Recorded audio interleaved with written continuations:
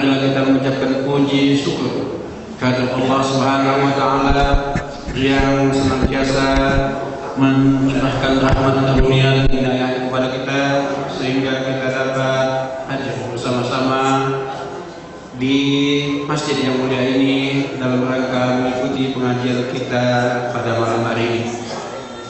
Tak lupa juga selawat berangkaikan salam kita hadiahkan kehadiran junjungan kita Nabi besar Muhammad sallallahu alaihi wasallam. Semoga termasuklah kita golongan yang mendapatkan syafaatnya di kemudian hari kelak.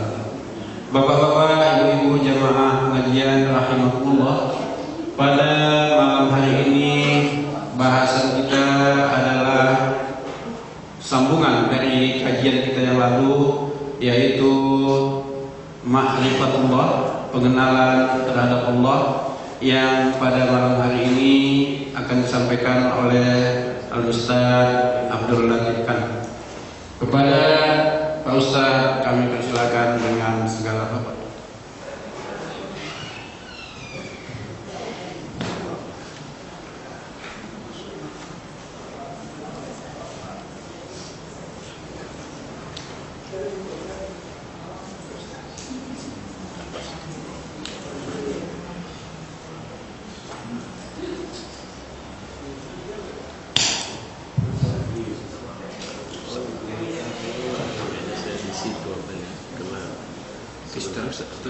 Ya, sebentar biasa ya. Di bawah ini udah bisa nyampe. Enggak, saya di sini aja. Oh ya.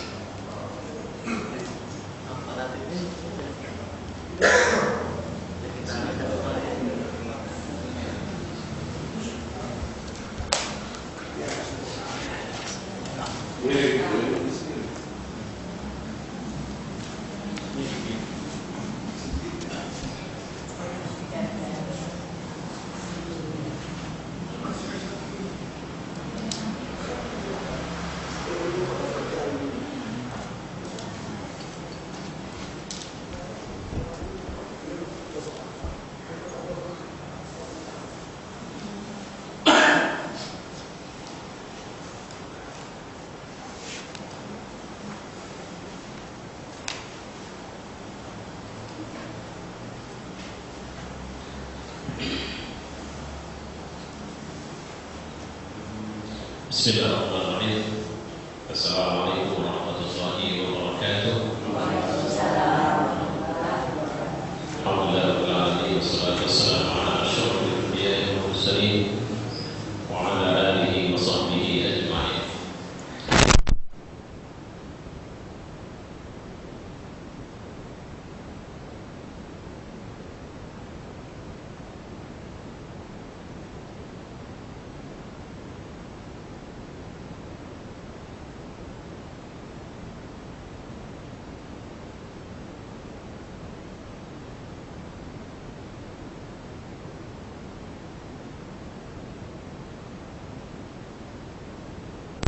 Pendekatan adanya slide, apakah itu nanti ditampilkan dalam bentuk PowerPoint seperti ini atau apapun. Materi kita adalah materi ma'rifatullah. Insyaallah nanti akan kita gabung dengan materi mahabbatullah. Ketika kita bicara tentang Allah, nanti kita akan mendefinisikan Allah itu, karena terus terang ini adalah kalimat atau intisari dari pelajaran Islam yang selama ini khulasahnya adalah la ilaha illallah. Jadi kenapa kita sholat, kenapa kita puasa, kenapa kita beribadah, bahkan kenapa kita cari makan dan semuanya adalah karena sebab la ilaha illallah, tidak ada Tuhan kecuali Allah. Al-Quran yang 6.000 lebih ayat itu adalah penjabaran dari penjelasan atau dari kalimat tauhid ini, la ilaha illallah. Kalimat tauhid adalah kalimat yang harusnya datang dari satu tekad hati yang tidak boleh bercabang, ya, tekad hati yang tidak boleh ada keraguan di dalamnya. Nah ini yang pelan-pelan nanti insya Allah akan kita diskusikan untuk memahami maknanya. Nah, cuma secara sepintas saja, ini sepintas saja kita coba lihat dulu kalimat tauhid, karena malam ini rencana saya kita mau coba diskusikan makna ilah, apa itu sebenarnya Tuhan. Ya, karena nanti kita bisa ketemu bahwa duit bisa jadi Tuhan dan sebagainya, itu bisa jadi Tuhan, dan insya Allah kita mau cek dulu apa yang dimaksud dengan ketika kita sudah bisa memahami makna la ilaha illallah, maka apa definisi yang bisa kita ambil dari sini? La ilaha illallah itu yang pertama adalah la khaliq illallah. Tidak ada yang menciptakan itu kecuali Allah. Ayat yang mendukung wa huwal ladzi khalaqas samawati wal ardh bil haqq. Dia di sini adalah Allah, khalaqas samawati, yang menciptakan lapisan-lapisan langit. Sering diterjemahkan secara bebas 7 lapis langit. Allah alam bisawab. Sab'a samawat, ada ayat lain bilang begitu. Sab'a samawat, 7 lapis. Tapi di sini khalaqas samawat. Jadi langit-langit yang dimaksud di sini, masya Allah, kalau kita bisa melihat nanti penjelasannya, ternyata banyak sekali fenomena atau galaksi dalam semesta raya ini yang luar biasa besarnya, yang kita tidak tahu sebesar apa. Yang menciptakan itu adalah Allah bil haqq. Jadi kata-kata bil haqq ini menjelaskan adanya ayat lain, Rabbana ma khalaqta hadza batila. Jadi kita tidak boleh melihat atau memperhatikan tidak ada satu ketetapan takdir Allah itu yang bermasalah, walaupun menurut kita tidak cocok. Walaupun kita bilang ini anomali, ini cacat, ini itu dan sebagainya. Allah tidak silap ketika melahirkan makhluk yang cacat. Jadi nggak ada silapnya Allah. Itu semua dalam rencana besar Allah. Ya. Dan siapa yang menciptakan itu? Allah. Jadi kalau ada anak lahir dengan apa istilahnya, kembar siam atau macam-macam lah, atau kemudian kemampuan penerimaan akalnya tidak benar, lantas kemudian kita berpikir bagaimana dengan makna fitrah? Bahkan Allah menceritakan kullu maulud, Nabi mengatakan kullu maulud yuladu ala fitrah. Kita harus bisa memahami ternyata Islam adalah sebuah agama, bahkan sejarah dunia telah memberikan penjelasan. Inspirator besar misalnya dalam pertempuran atau dalam jihad di Palestina itu adalah seorang yang cacat, telinganya tidak berfungsi, dia duduk di atas kursi rodanya, itu Syekh Ahmad Yazid, tapi dia memiliki ruhul jihad yang melampaui orang yang sehat. Insya Allah nanti hari Sabtu ya di Masjid Agung. Karena harusnya hari Minggu, karena digeser ke hari Sabtu saya tak bisa. Akan ada acara One Day One Juz. Itu menghadirkan Ustadz Gufron yang hafiz Quran yang buta 30 juz, tapi buta dia. Ya. Yang dia umroh itu biaya sendiri. Cuma nabungnya tidak di bank. Nabungnya di masjid. Jadi setiap bawa duit ke masjid, tabung, masuk kotak infak, niatnya apa? Ini uang umroh Tuhan. Alhamdulillah dia sudah umroh. Jadi cara umrohnya nanti tanya kalau ada rezeki mau jumpa, insya Allah Sabtu ini tanggal 20 berapa? 25 atau 26 itu Sabtu. 25 ya insya Allah. Nah, maka tidak menghambat seorang untuk menghafaz Quran.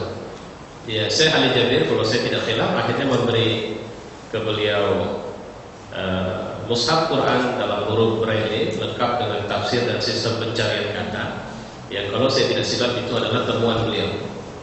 Ya, karena insya Allah ini manusia unik di Indonesia. Ya. Buta, tidak punya penglihatan, tapi tidak bisa melihat, tapi menghafaz dengan baik Al-Quran. Banyak lagi yang lain sebenarnya contoh-contoh seperti itu. Sehingga kita harus bisa memahami dari kata la khaliq. Ketika kita bicara dengan la khaliq, kita harus pede dengan diri kita. Ini yang pertama harus terbangun sebenarnya. La khaliq, kita harus bisa meyakini kita dalam rencana Allah Subhanahu wa taala. Gitu. Jadi kalau ada orang kadang tidak pede, hidungnya pesek sekali, kulitnya hitam sekali, wajahnya jelek sekali, nggak perlu lagi. bahwa kita harus berbangga setiap kita bercermin. Makanya kita harus bilang sama Allah, Tuhan, beri aku akhlak yang baik setelah Kau memberikan perupaan yang baik bagi aku dalam kehidupanku ini. Bukan doa yang kita minta sama Allah. Yang kedua, la malik illa illallah. Jangan pernah takut dalam hidup, karena yang berkuasa atas diri kita adalah Allah. Walillahi ma fis samawati wa ma fil ardh.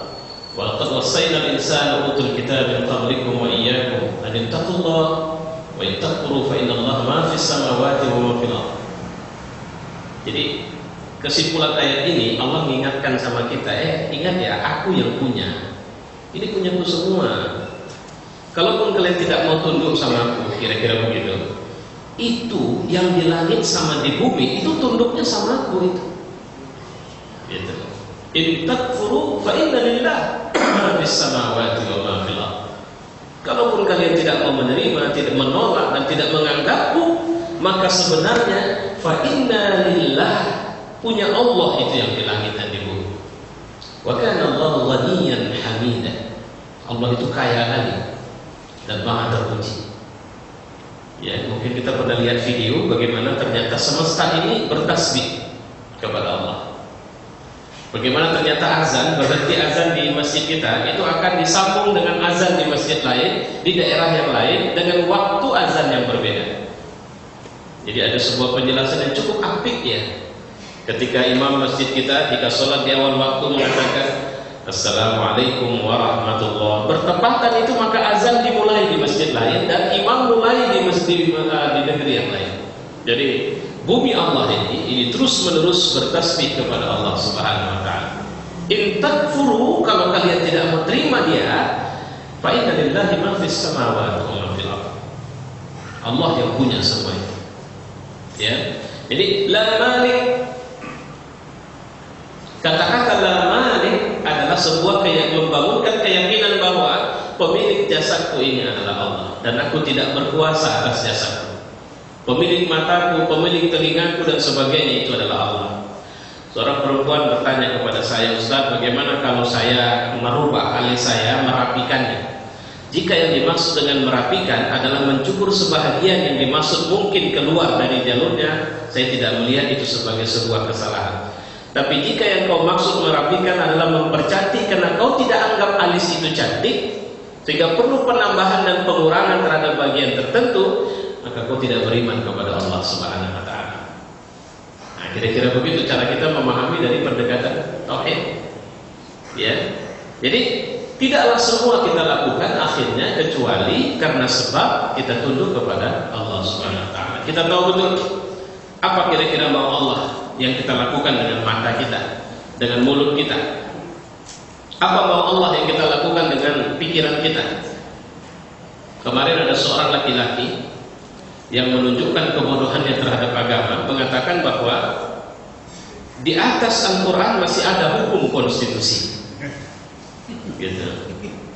Jadi saya tidak mengatakan ini adalah pembangkangan dia atau kekufuran dia, lebih kepada ketololannya. Ya. Atau pernyataan yang dikoreksi oleh seorang pejabat di Republik ini bahwa sebelum, bahkan bukan pejabat, intelektual, profesor Islam, pakar dalam bidang Islam, sebelum kita menjadi orang Islam, kita adalah bangsa Indonesia. Tidak pandai saya mengikuti logika berpikir seperti itu. Nah, ini menunjukkan tidak kuatnya tauhid. Ya, kalau tidak kuat dengan tauhid, maka la malik. Malik di sini adalah penguasa, raja. Kalau sudah raja bahasanya, itu lebih bukan kepada presiden. Karena kalau presiden butuh pembantu, yang kemudian pembantu itu bisa berbagi. Ini tidak. Khiyamu binafsi. Ya. Dia tidak butuh makhluk, kita yang butuh dia.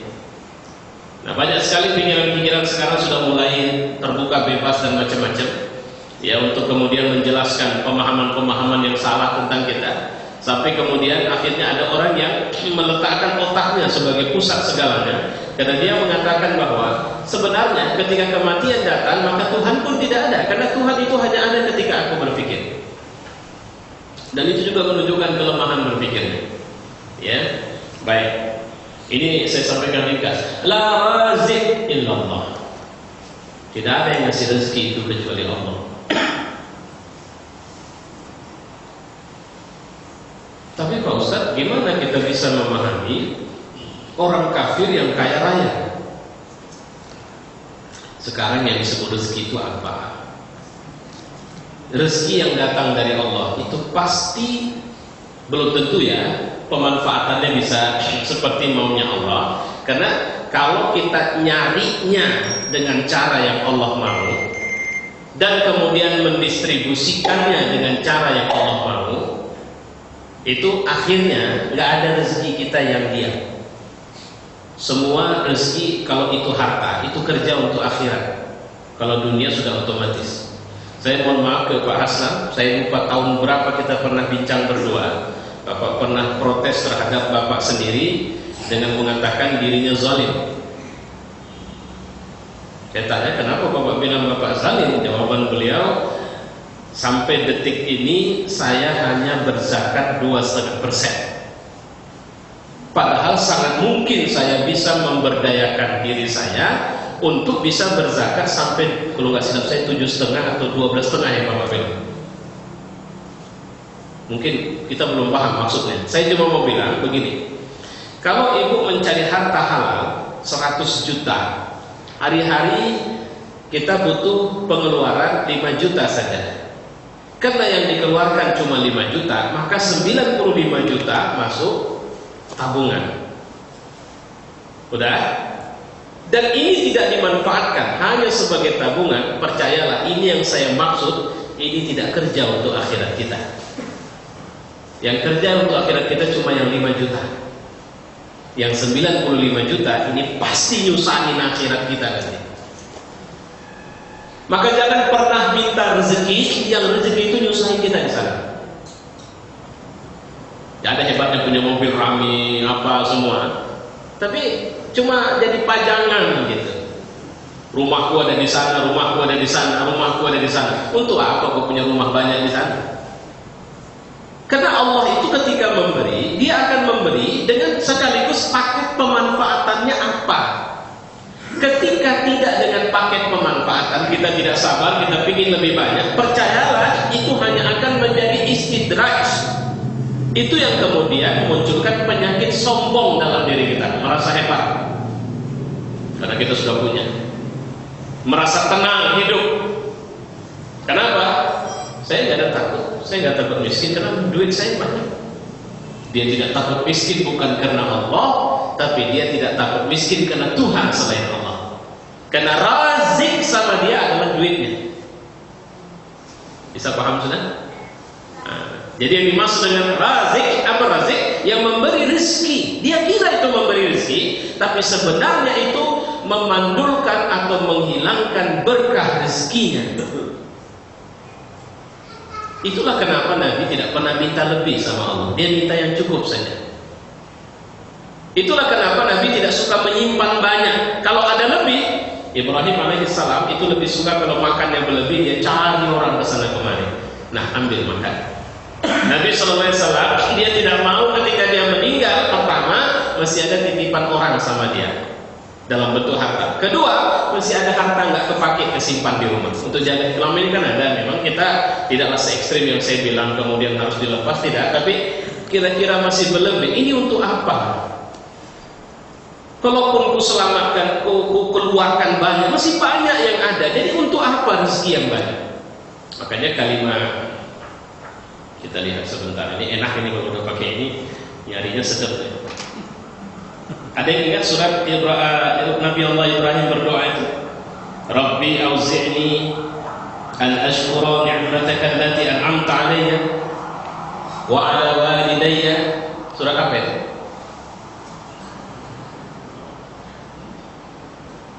Wa na'mal salihan tardah. Ya, ini yang saya baik. Saya mau carikan ayat itu. Ada yang ingat? Saya khilaf ini surat apa tadi? Surat apa? Al-A'raf.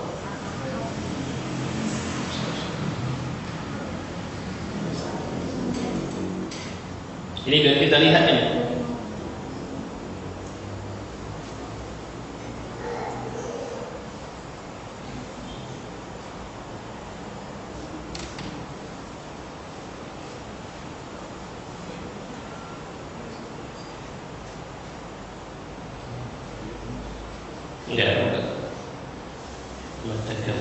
an'amta 'alaihim. An-Naml ayat berapa? Iya, An-Naml. Ya betul itu. Cuma saya lupa ayat berapa. Setelah idza wadin naml, idza atau ila wadin naml fatabassama dhahikan. Nah, kan itu dia. Tersenyumlah dan iya betul. Kita cek dulu surat An-Naml. Bentar ya.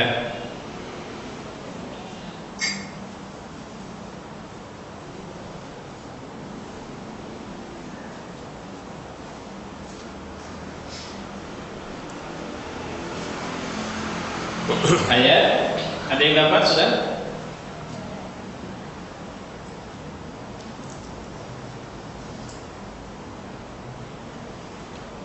Hatta idza atau ala wadin naml. Yang saya mau yang di An-Naml karena terkait langsung dengan apa yang dibilang Nabi Allah Sulaiman.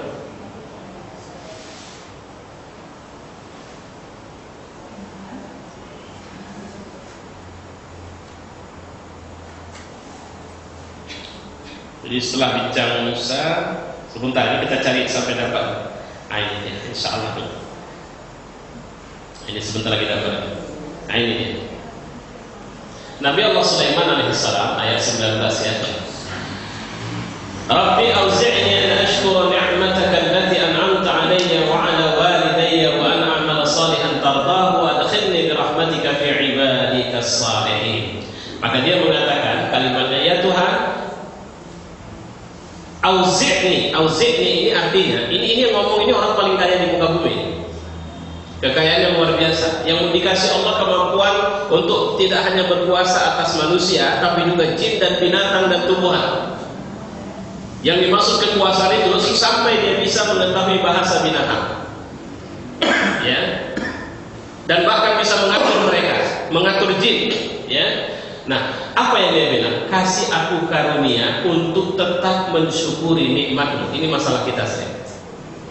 Kita seringkali kalau minta kaya tidak satu paket dengan bersyukur. Nah, apa yang dimaksud dengan bersyukur di sini sebenarnya adalah ini yang harus digarisbawahi. Bersyukur itu adalah tidak ada nikmat yang lost, yang apa istilahnya ya? Yang misuse, salah guna. Itu yang dimaksud dengan bersyukur. Dikasih Allah nikmat tangan, tidak salah guna. Dikasih Allah nikmat kaki, kemana Allah suruh kaki ini kita bawa?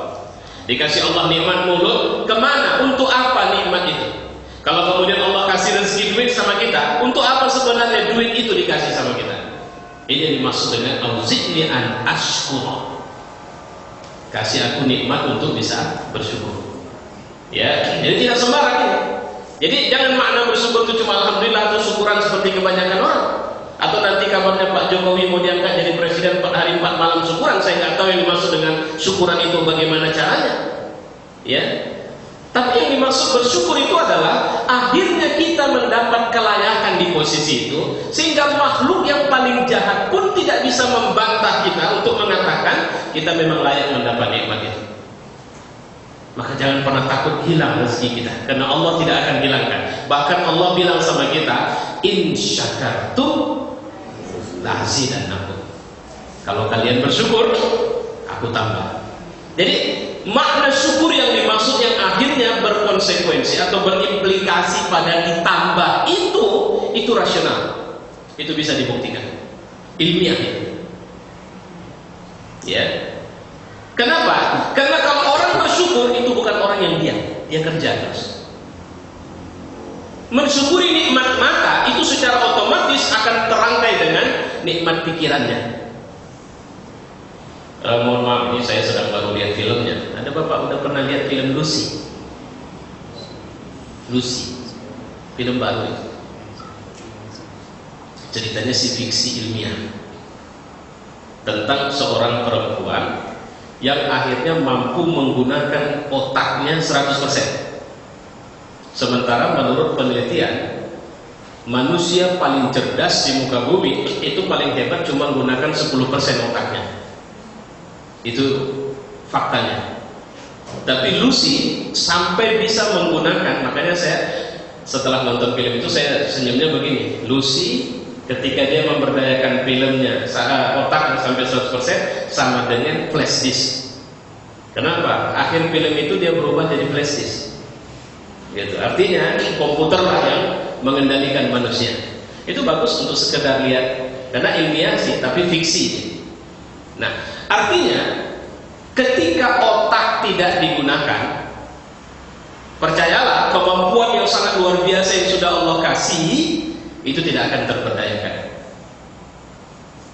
Kenapa orang yang berhadapan dengan hambatan demi hambatan itu jauh lebih cerdas dengan orang yang hidup dengan ketenangan demi ketenangan? Karena orang yang berhadapan dengan hambatan, dia akan dipaksa untuk memikirkan jalan keluar.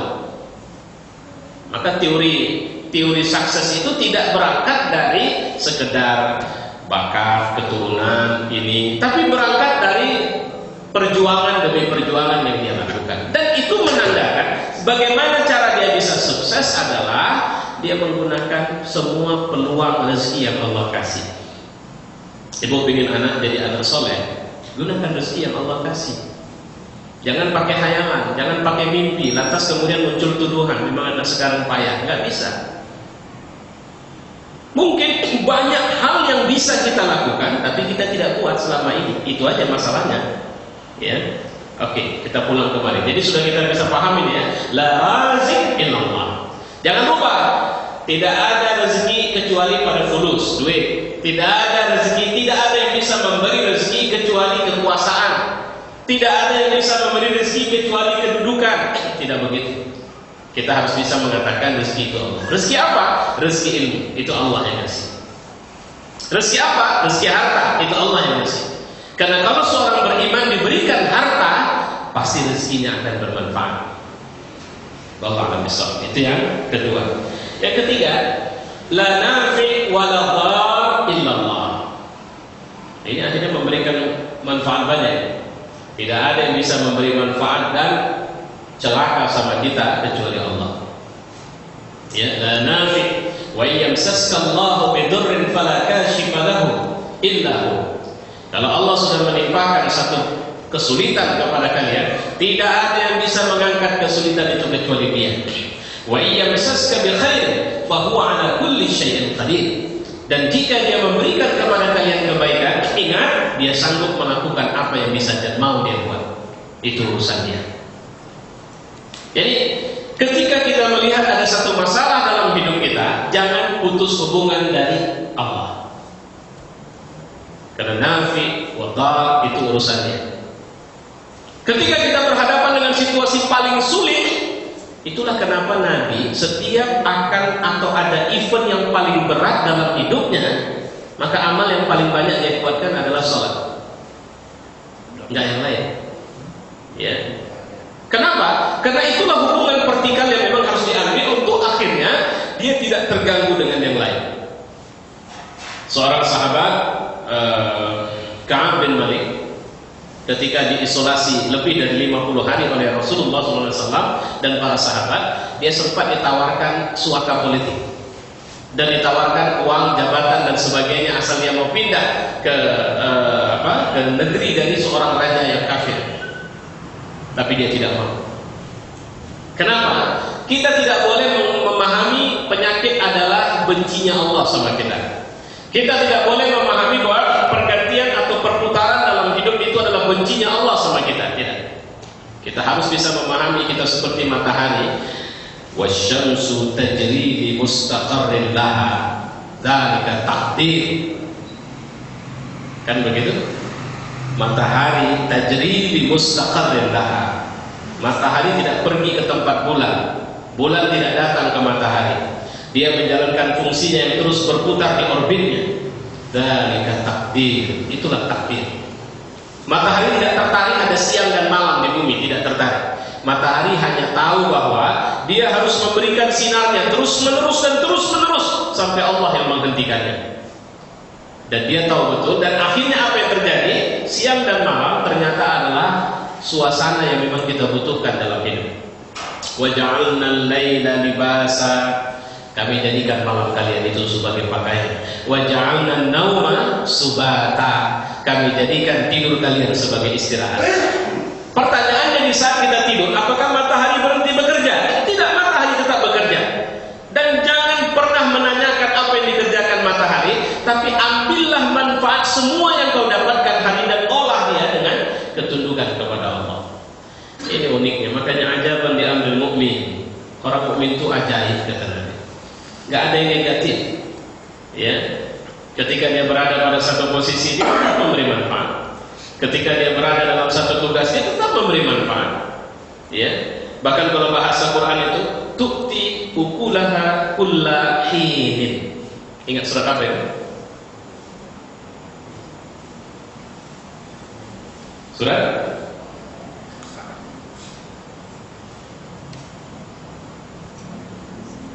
Surat Al-Fatih.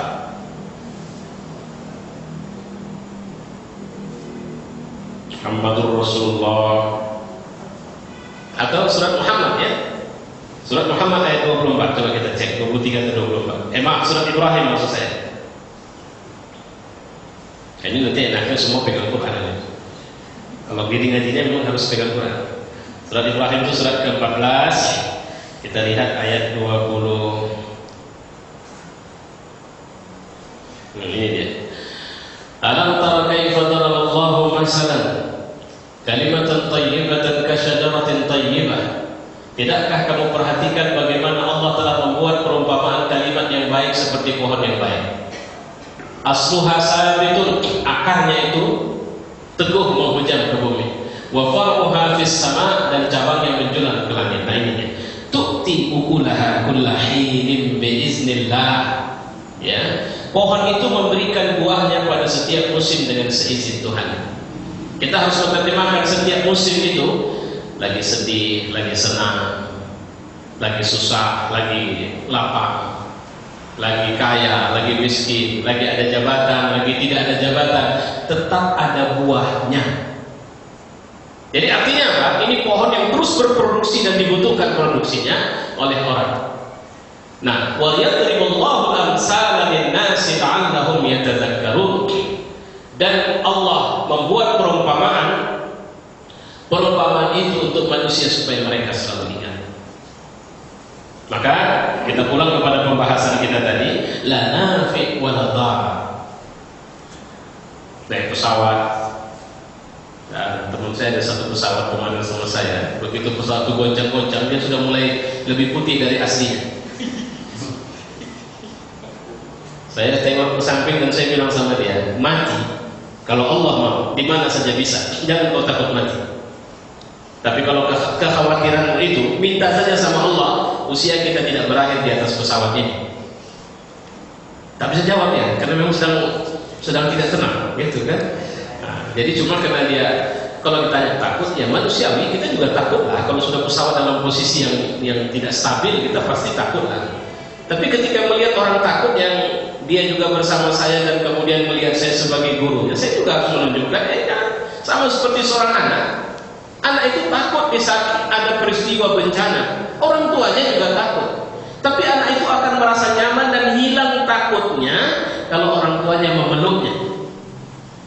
Saya ingat sekali itu kalimat anak saya ketika gempa besar malam hari itu Nias. Waktu itu kita baru heboh tsunami, Medan pun ramai. Begitu gempa orang berlarian ke masjid semua. Anak saya pegang Quran, saya cuma berdiri di muka rumah ngeliatin orang lalu lalang berlarian ke arah masjid. Jadi anak saya tanya itu sama saya, kita lari ke mana Bu ya? Saya bilang dengan senyum sama dia, saya masih ingat itu, kita larinya ke Allah. Kenapa? Karena kemanapun kita pergi, kalau Allah memang berkehendak kematian datang, apa yang kita harus khawatirkan? La dhar illallah. Allah yang punya rencana itu semua. Tapi sikap ini bukan membuat kita harus pasrah. Ya, baik. Mohon maaf saya, sebentar saya mau tunjukin ini. Nanti kalau lihat yang lain, oh tidak di sini, maaf. Nanti satu hari saya akan tunjukin satu file Al-Fatih ketika membebaskan Konstantin itu tidak pakai teori pasrah. tapi teori kerja. Dia siapkan 1 tahun setelah dia dilantik jadi raja, fokusnya adalah membebaskan Konstantinopel. Dia siapkan pasukan, bahkan dia buat pasukan khusus. Yang pasukan ini pasukan berani mati. Kalau bahasa kita sekarang, dari pasukan total jenderal pasukan yang dia siapkan 250.000 pasukan. 70 lebih akan kapal atau kapal yang akan masuk ke wilayah Konstantinopel dan menyiapkan satu meriam yang belum pernah dibuat oleh manusia sebelumnya. Karena itu meriam terbesar dengan ledakan terdahsyat waktu itu. Kalau bahasa sekarang, dia siapkan semua senjata paling canggih. Nah, ini yang harus kita pahami. Untuk menjemput apa? Menjemput hadis Nabi SAW bahwa kita akan taklukkan itu Konstantinopel. Jadi bukan karena Nabi sudah bilang pasti kita taklukkan, kita akan datang suka-suka, nggak bisa. Jadi makan saja kita sungguh-sungguh, nggak bisa main-main. Kalau memang mau kaya, kerja. Kalau memang mau taklukkan Konstantin, kau berhadapan dengan satu kerajaan yang ribuan tahun tidak pernah bisa dihancurkan bentengnya. Pikirkan dulu, 54 hari menyerang, tapi belum ada tanda-tanda kemenangan. Sampai pada hari terakhir, ketika hari ke-53, hari ke-52, dia berpikir ini semua usaha sudah. Kita sudah pakai pasukan darat, oke, tapi belum berhasil. Kapal, bayangkan itu. Kapal yang dari laut itu diangkat ke darat, diseret untuk pindah karena nggak bisa masuk dari laut sini karena dipakai jaring-jaring besi yang membuat kapal tidak bisa masuk. Maka dia berpikir kalau gitu kita seret ke darat supaya bisa nyebrang kapalnya. 70 kapal itu nyebrang dalam 1 malam. Kalau jalannya datar nggak ada masalah, ini jalannya naik turun, pebukitan. Masya Allah. Ini kalau makanya orang Konstantin bilang atau kerajaan Bizantium bilang apa ini orang gila ini Al-Fatih. Nah sudah belum juga berhasil. Ketika belum juga berhasil, maka hari ke-52 dia panggil semua komandan pasukannya dan dia bilang tidak ada kekuatan yang bisa membuat kita menang lagi karena semua kemampuan sudah kita lakukan kecuali kita minta sama Allah. Aku instruksikan kepada pasukan, minta kepada pasukan berhenti untuk pegang senjata mulai hari ini sampai besok. Malam nanti minta mereka sholat tahajud dan kemudian pagi hari mereka harus puasa dan memperbanyak zikir kepada Allah Subhanahu Wa Taala. Kita tidak perang besok. Setelah berbuka puasa jam 1 malam dia memberikan satu kalimat yang akhirnya diabadikan dalam sejarah. Saudara-saudara, hadis Nabi mengatakan bahwa la tuftahanna Konstantiniyah, bahwa Konstantin itu akan dibuka. Wala ni'mal amir amiruha, sebaik-baik pemimpin adalah pemimpin waktu itu. Wala ni'mal jais dzalikal jais, sebaik-baik tentara adalah tentara yang menaklukkan Konstantinopel. Aku dan kalian semua berharap kita lah orangnya. Dan marilah kita minta kepada Allah malam ini supaya Allah memberikan kemenangan kepada kita. Dan jika Allah memberikan kemenangan, maka kitalah yang dimaksudkan Allah dalam Rasulullah dalam hadisnya.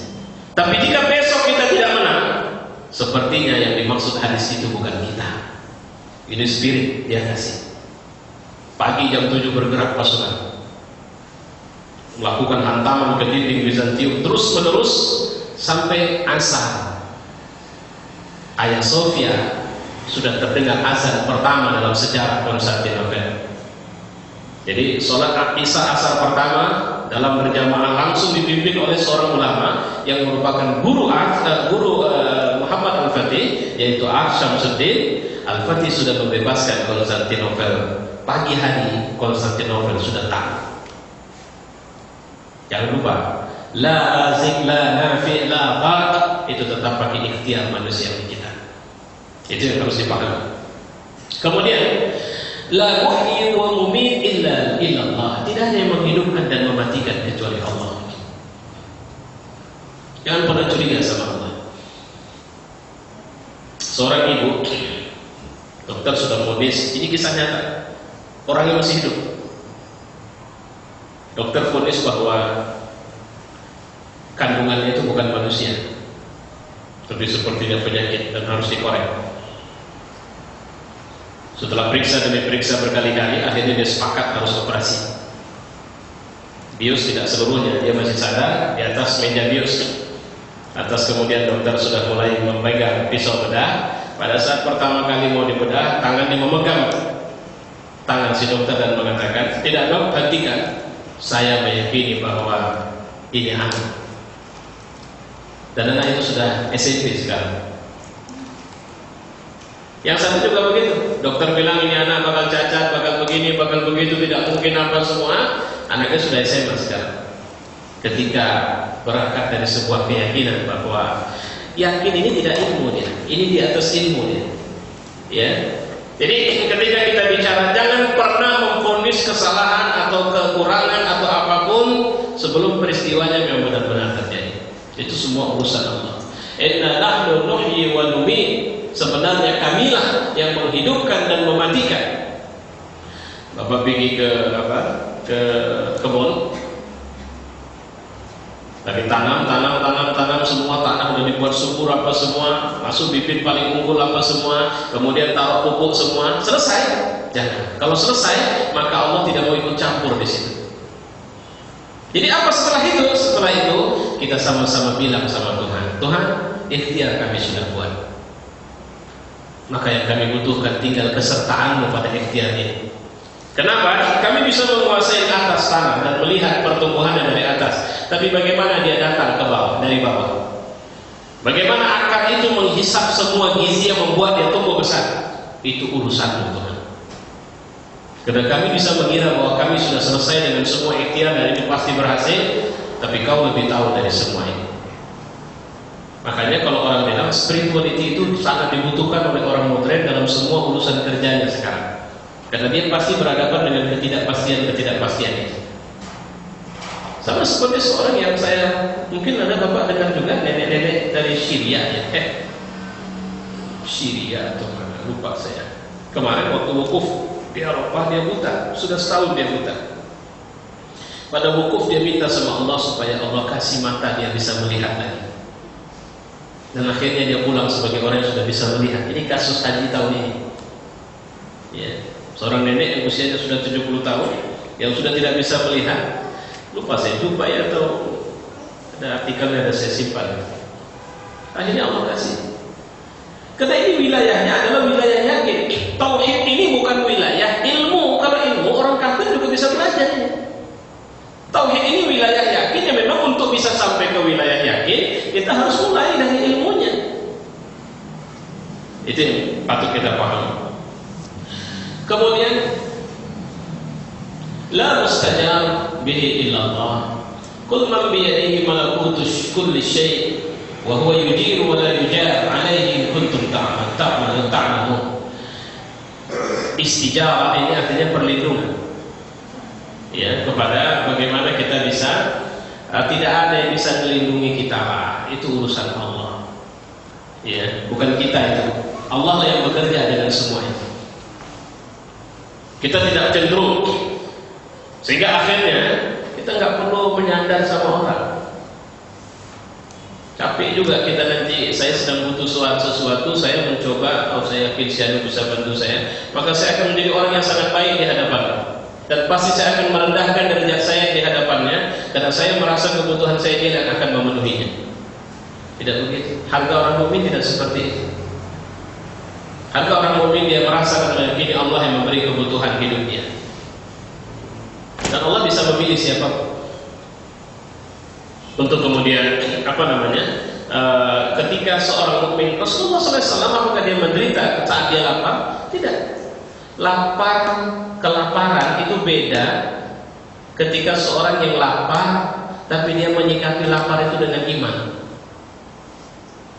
Kalau lapar kelaparan dan dia kemudian lupa kepada Allah, itu yang bisa membuat akhirnya muncul gejala fisik, kurus apa semua dan sebagainya. Tapi lihat lapar, apa Nabi sering kenyang? Tidak, Nabi sering lapar, bahkan batu-batu ditaruhkan supaya perutnya jangan kedengaran orang bunyinya. Pernah Abu Bakar datang, pikir Abu Bakar bisa dihidangkan segelas teh, tak juga. Kenapa? Karena memang tak ada teh di rumah. Tapi sikap seorang mukmin yang lapar dan tidak ada makanan di rumah ini tidak kehilangan cara untuk membahagiakan tamunya. Jadi orang mukmin itu tidak akan kehilangan. Kenapa? Karena sebab dia meyakini bahwa Allah tidak melantarkan dia. Dan jangan lupa, jangan mengkhawatirkan diri ketika kita ada maksud saya ada cara Allah untuk kemudian menjaga kita tetap bersamanya. La amir illallah, ala lahul khalq wal amr. Tidak ada urusan, tidak ada yang menguasai urusan kita kecuali Allah. Makanya saya, kalau pendapat fikih yang saya anut, kalau kita masuk kerja pakai nyuap, sepanjang kita kerja di situ, penghasilan itu haram. Itu mohon maaf, itu fikih yang nyuap. Kita nyogok supaya kita kerja di situ, sepanjang di situ haram. Kenapa? Karena kita tidak minta sama Allah. Seakan-akan ala lahul khalq wal amr. Ketahuilah bahwa sebenarnya bagi dia segala penciptaan dan urusan. Tabarakallahu rabbul alamin. Ya. Apa kita pikir Allah tidak tahu bahwa kita punya masalah? Apa kita pikir Allah tidak mau tahu untuk kemudian membantu kita keluar dari masalah kita? Apa kita tidak pikir bahwa sholat-sholat kita itu sebenarnya adalah keinginan dalam tanda petik besar Allah untuk menyertai kita, untuk mendampingi kita di semua urusan hidup kita? Allah itu mirip seperti seorang tua, bahkan dia jauh lebih dari itu, yang ketika dia mau melepas anaknya pergi, dia sediakan ini kartu kredit kalau kau butuh, ini duit cashnya, ini peta jalan, ini nomor telepon yang bisa kau hubungin, ini nomor telepon ayah. Nanti kalau ada apa-apa, kau telepon ayah. Tapi nanti kalau kau tidak telepon, ayah akan telepon kau. Kalau kita bawa ini teori sholat, nomor telepon yang dimaksud tadi itulah 5 waktu sehari semalam. Ayah akan telepon, kau tidak tahu nak. Ayah tiap malam turun ngecek kau nak, kau sehat enggak, kau sakit enggak, kau kekurangan enggak, kau punya masalah. Bukankah Allah turun ke langit dunia dan kemudian memeriksa kemudian keadaan kita semua, dan kemudian dia cari tahu ini sakit, jangan takut, minta sama aku Tuhan.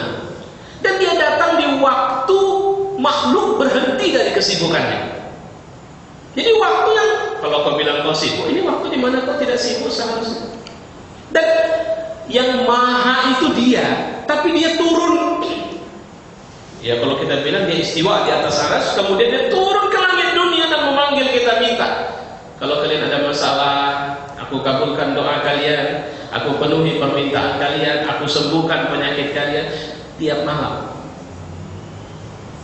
Allah sebenarnya tidak mau kita gagal dalam hidup kita. Ini dia. La amir illallah. Tidak ada yang menguasai urusan kita kecuali Allah. Saya sering mengatakan kalau susah anak apa semua payah punya anak, ya udah minta orang yang ngasih anak itu Allah. Bukan.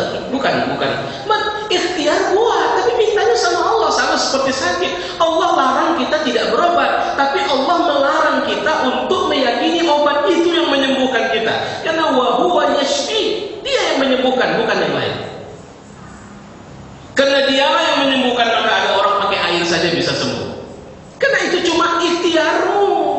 Obat itu ikhtiarmu. Pergi ke dokter dimanapun di muka bumi itu ikhtiarmu. Dan Allah tidak mau kau punya duit banyak, tapi berobatnya cuma ke puskesmas. Sesuaikan dong. Nah, kira-kira begitu. Berobatlah di tempat yang kira-kira sesuai dengan karunia yang Allah kasih. Kau memang menunjukkan ikhtiar yang cukup. Gitu.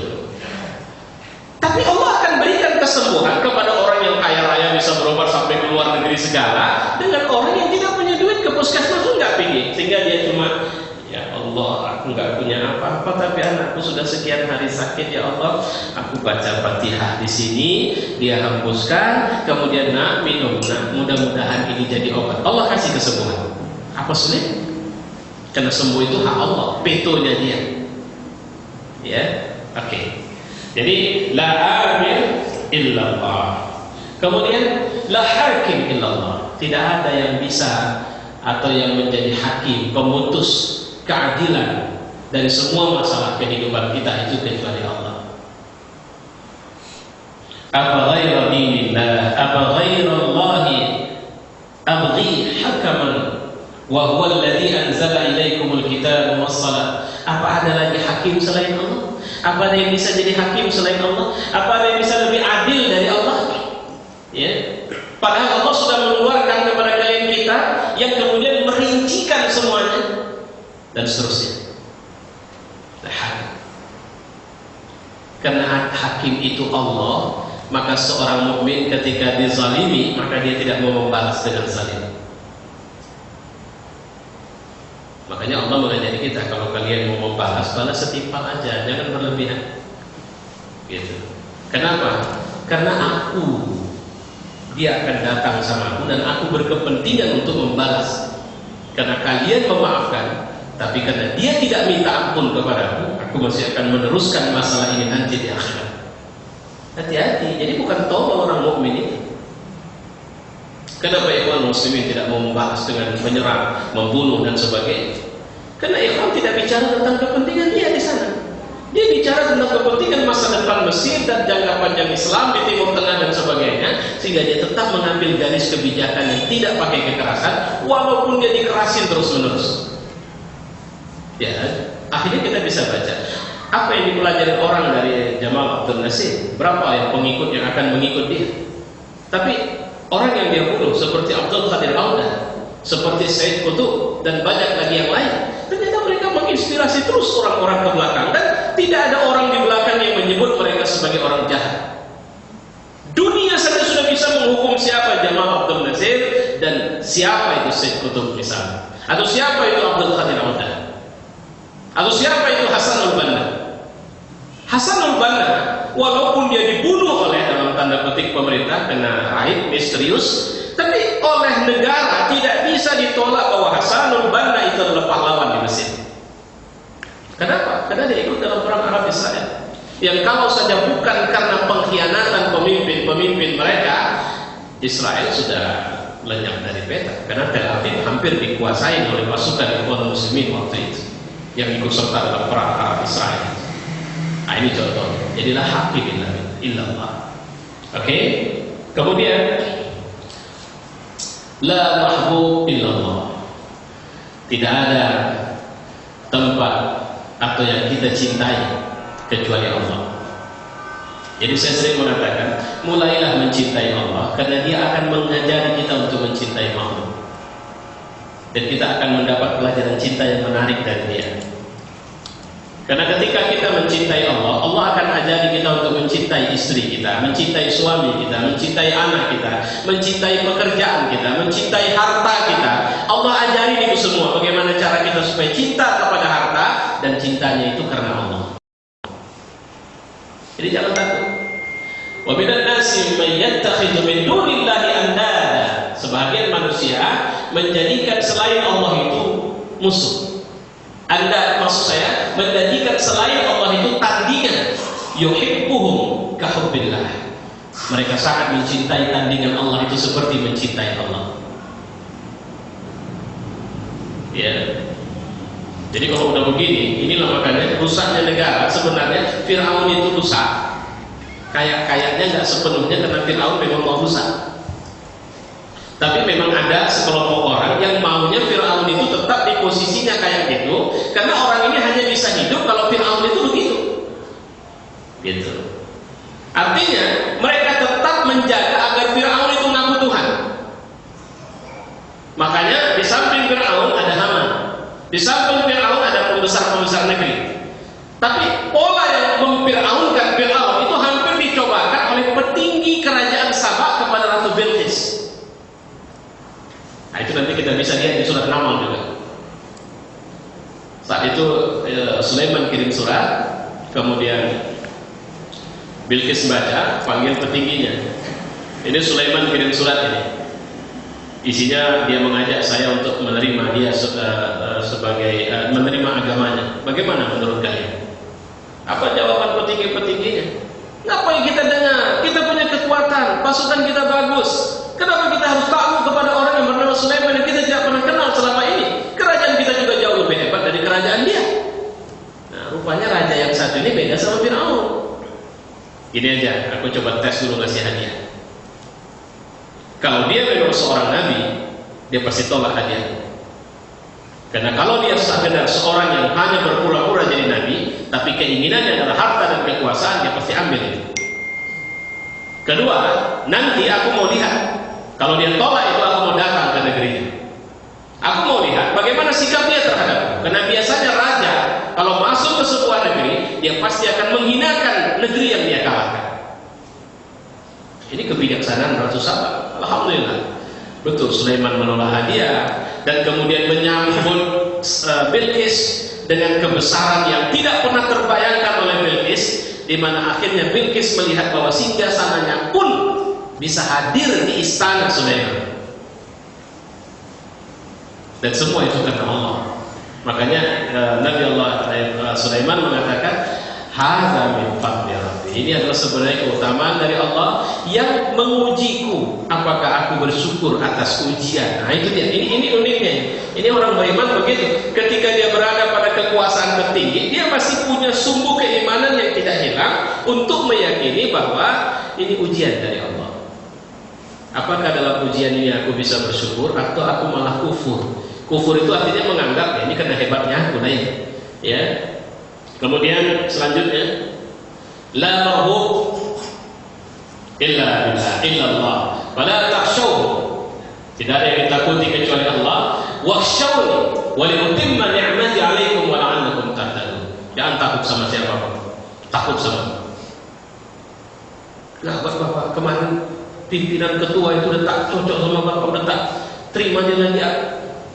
Saya tidak melakukan satu keburukan dan saya tidak melakukannya dengan cara yang buruk, maka saya hanya tawakal kepada Allah. Tidak perlu ada yang dikhawatirkan. Ketika Daksur datang dengan pedangnya dan kemudian mengatakan siapa yang akan membantu, sahabatmu tidak di sini ya Muhammad. Apa kata Nabi dengan tenang? Allah yang akan membantu. La takhshaw wa khshaw, kata Allah. Jangan takut sama mereka, takut sama. Oke. Kemudian la mujib illa Allah. Tidak ada yang mengabulkan doa kecuali Allah. Jadi nggak perlu pergi-pergi ke kubur-kubur khusus lah. Yang kita pun tak tahu entah bagaimana dia di dalam sana. Kita puja dia di luar. Saya mohon maaf, saya tidak begitu cocok lah dengan pandangan yang membenarkan kubur-kubur orang-orang yang kita anggap suci itu mendapat fasilitasi khusus. Satu-satunya kubur wali yang pernah saya datang itu Sunan Ampel di Surabaya. Begitu nyampe saya nyergitkan, ya Allah kayak begini ini. Sehingga orang datang ke sana itu udah. Jadi Ustaz tolonglah doakan. Kenapa ibu minta tolong didoakan? Apa ibu tak sanggup berdoa? Padahal Allah sudah mengatakan, fa idza sa'alaka 'ibadi 'anni fa inni qarib ujibu da'watad da'i idza da'an falyastajibuni. Kalau dia minta sama aku akan kabulkan apa yang dia minta. Maka jangan tidak pede. Pedelah untuk minta sama Allah apa saja yang kita mau.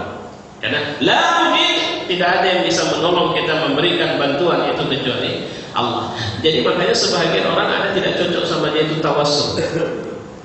Walaupun sebagian cocok. Tawassul itu artinya pergi ke kubur tertentu atau menyandarkan kepada orang alim tertentu untuk kemudian bermohon kepada Allah kesembuhan, bermohon kepada Allah rezeki dan sebagainya. Ya. Oke.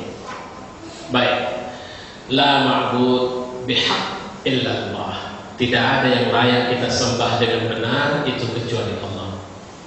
Ini beda kita sama orang-orang kafir, Kristen dan Yahudi. Ta'alau ila kalimatin sawa. Mari kita ada prinsip yang sama, bainana wa bainakum alla na'budu illallah, bahwa kita tidak menyembah kecuali Allah. Wala nusyrika bihi syai'an, kita tidak mensyarikatkannya dengan yang lain. Wala yattakhidha ba'duna ba'dan arbaba min dunillah, kita tidak menjadikan ustaz-ustaz kita Tuhan selain Allah.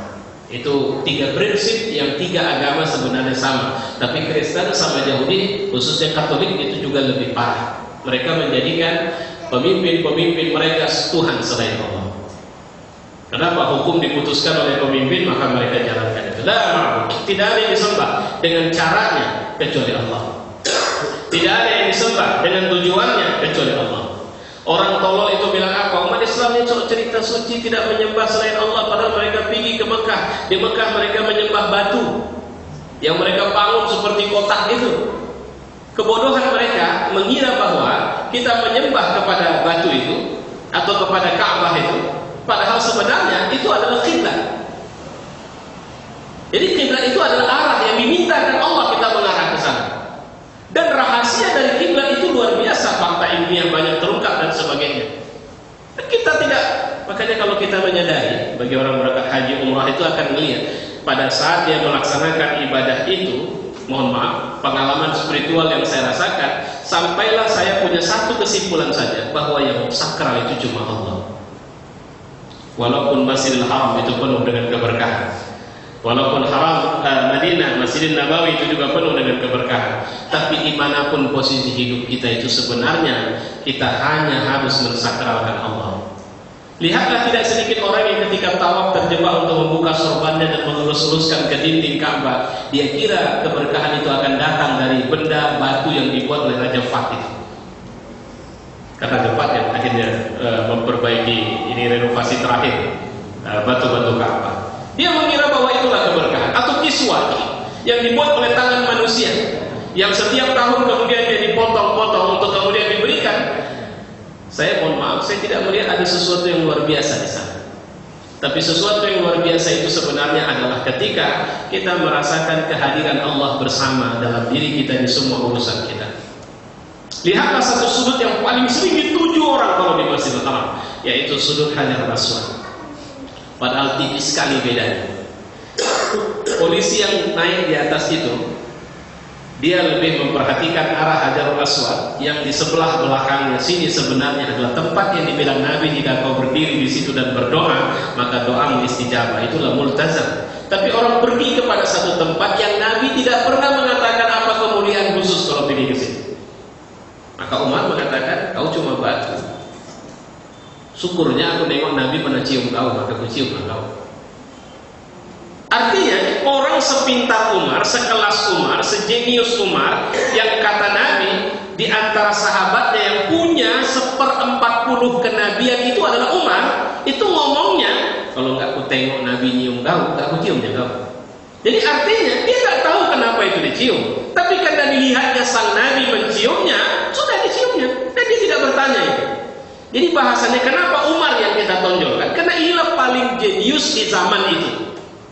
Dan Nabi mengatakan, kalau ada orang yang kayak Nabi 1/40-nya, itu Umar bin Khattab. Ngomongnya kayak gitu. Ya. Jadi makanya Nabi itu sudah mencontohkan, jika dia tidak bisa mencium, maka dia hanya mengangkatkan tongkatnya ke arah Hajarul Aswad sebagai isyarat. Ini adalah muntolak, titik tolak untuk memulai tawaf. Selesai. Tapi orang berburu sehingga orang kehilangan adab Islamnya di situ. La ma'bud illa billah, illa ma'bud bihaq illallah. Tidak ada penyembahan yang benar. Makanya Allah mengatakan, Allah tidak peduli di bumi mana kita sujud, karena semua bumi ini bersih selama tidak ada najis di dalam. Pergilah, sujudlah, karena fa'inama tuwallu wujuhakum fasamma wajh Allah. Bapak-bapak, ini contoh dari apa tadi yang saya maksud dengan pendefinisian la ilaha illallah. Dan insya Allah karena ini saya pikir kepanjangan saya menjelaskan, kita berhenti di situ. Nanti di pelajaran mendatang kita mulai akan melihat bagaimana apa yang dimaksud dengan ilah sebenarnya supaya kita bisa paham. Tapi di sini ada 4 makna utama dari kata-kata ilah, yaitu sakan ilaihi, istijar bihi, asyuk ilaihi, wuli'a bihi, dan seterusnya. Nanti akan kita lihat di penjelasan mendatang. Tapi kalimat la ilaha illallah adalah kalimat yang insya Allah kita bisa sudah pahami seperti tadi, sehingga membuat kita pede dalam hidup ini. Cukup Allah sama kita, tidak perlu yang lain. Ya. Dan kalau sudah Allah bersama kita, maka Allah akan menjaga kita, Allah akan melindungi kita, Allah akan merawat kita, Allah akan menunjuki kita, Allah akan menerima saat kita kembali kepadanya sebagai hamba yang bertaubat, hamba yang dia ridhai, hamba yang akan dia masukkan ke dalam surga. Saya pikir itu Allah alam bisawab. Kalau ada tambahan masukan, insyaallah mudah-mudahan bisa membuat kita semakin kuat. Dan kesimpulan terakhir sebelum saya tutup, jadi la ilaha illallah intinya bukan pada mengucap melalui lisannya, tapi membangunkan keyakinan dalam diri kita seperti yang saya sampaikan tadi. Wassalamualaikum warahmatullahi wabarakatuh. Demikianlah tadi tausiah yang disampaikan oleh Ustaz Irfan. Namun demikian, bagi bapak-bapak, ibu-ibu yang ingin menanyakan atau bertanya dengan masalah yang dibahas tersebut, kami persilakan dengan segala hormat.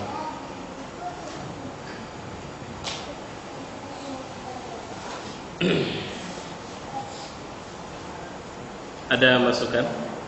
Sama kayak sakit ya, kita ini udah tua banyak sakit kadang. Sistem organ tubuh kita ini tunduknya sama Allah. Jadi ternyata kalau teori kecerdasan, jasad ini punya sistem kecerdasannya sendiri.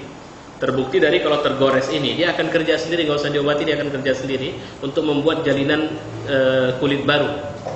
Daging yang terkoyak dia bisa hubungkan kembali. Tulang yang patah itu dengan cara nggak urusan kita sebenarnya, itu kerja sendiri dia. Artinya ada sistem kecerdasan yang dimiliki oleh jasad. Itulah kenapa saya melihat kenapa Allah memberi jawaban terhadap Ibrahim untuk punya anak, kepada Zakaria untuk punya anak, di saat yang menurut logika kita sudah hampir tidak layak. Kenapa? Karena dia pasrah kepada Allah walaupun kemudian dia memberi stimulus. Kita tidak bicara ikhtiar, karena ikhtiar itu kerja manusia. Allah tidak bicara itu di Quran. Jadi kalau kalian mau kaya, kalian kerja. Dalam kerja kalian sungguh-sungguh, dalam sungguh-sungguh kalian jujur, dalam jujur kalian profesional. Allah nggak butuh menjelaskan itu. Allah cuma bilang sabar, titik. Kenapa? Yang ikhtiar itu urusanmu. Nah, seprofesional apa? Nah, inilah yang kita harus. Kemarin ada orang tokoh pendidikan di Medan nanya ke saya, rupanya katanya wallah alam bisawab Munib Khatib, yang pakar yang menulis bukunya, gurunya manusia, sekolahnya manusia, orang tuanya manusia, itu indikasi Syiah. Terus sebahagian besar teman-temannya melarang dia untuk belajar atau ikut pelatihan di Munib Khatib. Saya bilang, ya jangan gitu dong. Cek dulu, ini kan wilayah profesional, ini wilayah ikhtiariah. Yang ketika wilayahnya profesional, masa sama dia kita nggak boleh belajar, sama kafir boleh belajar? Ya, artinya kalau kita sudah tahu penyaringannya bagaimana, jangan takut. Ikhtiar manusia, ikhtiar dalam muamalah keseharian itu nggak perlu kita harus membatasi. Makanya jangan belanja sama kafir. Loh, kenapa rupanya? Saya kemarin di mana ya? Ini Arun itu kan sudah selesai tahun ini, habislah dia. Tapi kemudian ada upaya baru, apa istilahnya, produk migas apa semua. Ternyata yang ambil Arun itu Exxon. Orang Arun bilang sama saya, Ustadz supaya tahu Exxon itu yang punya Yahudi di Amerika. Jadi nggak usah cerita kita nggak kerja sama sama Yahudi dengan berbagai cara. Nah sekarang sistem filternya secara terbuka ketika dia menjadi isu politik itu tidak boleh. Tapi ketika memang kita tidak bisa tidak keluar dari semua sistem itu, perangkat itu yang dia berikan sama kita, saya pikir di sini ini wilayah ikhtiariah, ini nggak usah dibahas sekali gitu.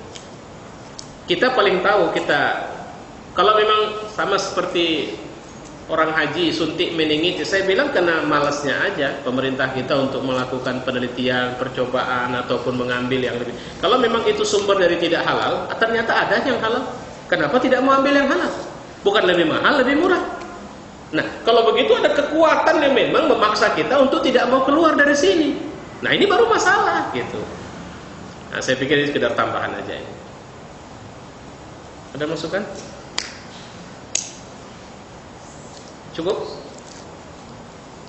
Pas. Kalau pas ya udah. Kita tutup doa. Alhamdulillahirrahmanirrahim. Wassalatu wassalamu ala asyrafil anbiya'i wal mursalin wa ala alihi wa sahbihi ajma'in. Allahumma ij'al hadha jam'ana fi hadha al-majlis jam'an marhuma wa tafarruqna min ba'dihi tafarruqan ma'suma. Rabbana atina fid dunya hasanah wa fil akhirati hasanah wa qina 'adzaban nar. Wa sallallahu wasallam ala Muhammad wa ala alihi wa sahbihi ajma'in. Walhamdulillahi rabbil alamin. Taqabbalallahu minkum. Demikianlah tadi pengajian yang telah disampaikan oleh Ustaz Bukan membahas masalah ma'rifatullah.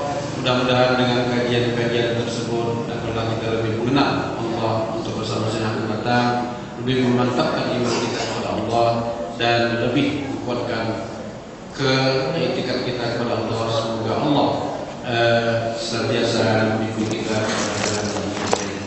pada Pak Ustaz. Kami ucapkan terima kasih dan pengajian kami tutup dengan mengucapkan alhamdulillahirrahmanirrahim. Assalamualaikum warahmatullahi wabarakatuh. Ini materi tadi. Ya udah nanti SMS kan email ke saya. Ya. Atau lebih bagus sebelum mulai. Kemarin komunikasinya nggak apa gitu ya. Ya nanti untuk yang materi ini udah bisa di print out kan, yang materi ini selanjutnya. Oke. Kirim nomor saya kan. BBM. BBM. Saya ini kan.